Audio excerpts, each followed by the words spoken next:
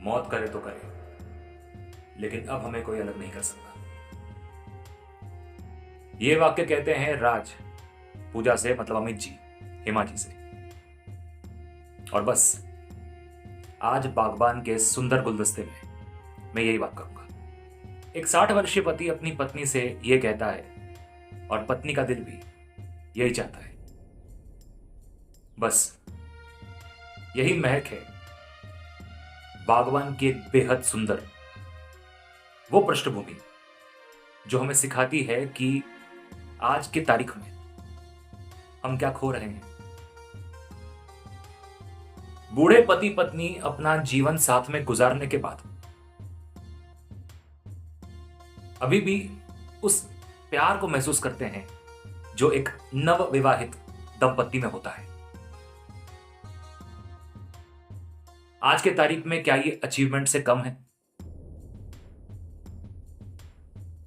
आज जब हम देखते हैं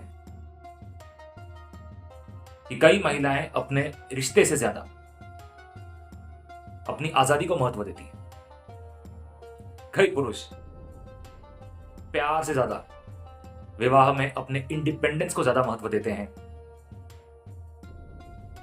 और इसीलिए शादी में बात बात पर तनाव होता है, झगड़े होते हैं और फिर बात तलाक तक पहुंच जाती है। वहां पर यह प्रेम कहानी सचमुच में अनुसरण करने योग्य है। आज जब हम देखते हैं कि दुनिया में कई महिलाएं एलिमनी के लिए शादी कर रही हैं,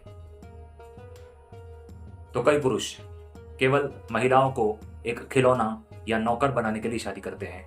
वहां पर बागबान का यह सच्चा प्यार आंखें खोलने वाला है। और सही मायनों प्यार यही है वो बंधन जो बोझ नहीं है, बल्कि दुनिया का सबसे प्यारा रिश्ता। तो अमिताभ बच्चन जी और हेमा जी की इस कहानी में यदि सचमुच में कुछ सीखने के लायक है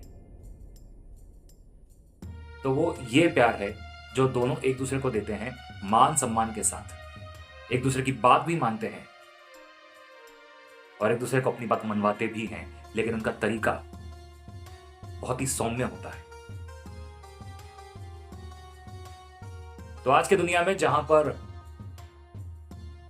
hookup, breakup, live in, situationship, ghosting, न जाने किन किन बकवास शब्दों ने हमारी आंखों पर पर्दा डाला हुआ है, तो उस पर्दे के पीछे जो शब्द छुप गया है वो है प्रेम। और ये वो प्रेम है जो पति और पत्नी में होना चाहिए।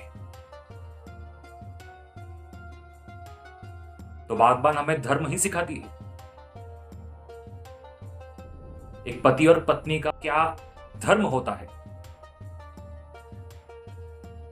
कैसे पति और पत्नी एक दूसरे के पूरक हैं और उनको साथ चलना चाहिए, ये हमारे विवाह संस्कार में बोला गया है।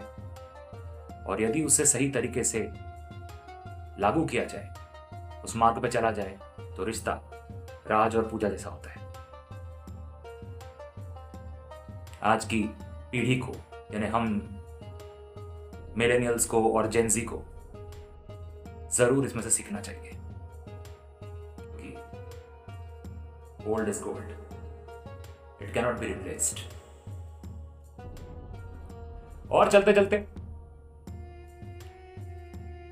बागबान यह भी बता के जाती है कि इंसान अपने ऊपर कितना भी घमंड कर ले, जैसे अमित जी और हेमा जी के बच्चे अपने ऊपर बहुत घमंड करते हैं, तो उन्हें पता चलता है कि उनके माँ बाप उन पर निर्भर नहीं है।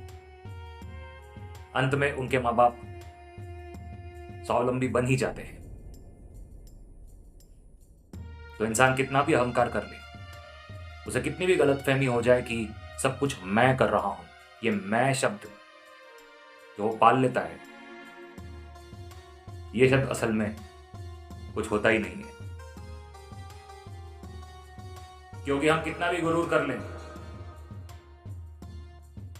बगीचे का माली भले शरीर रूप में हम हो, लेकिन असलियत में बागबान रब है बागबान, बागबान रब है बागबान।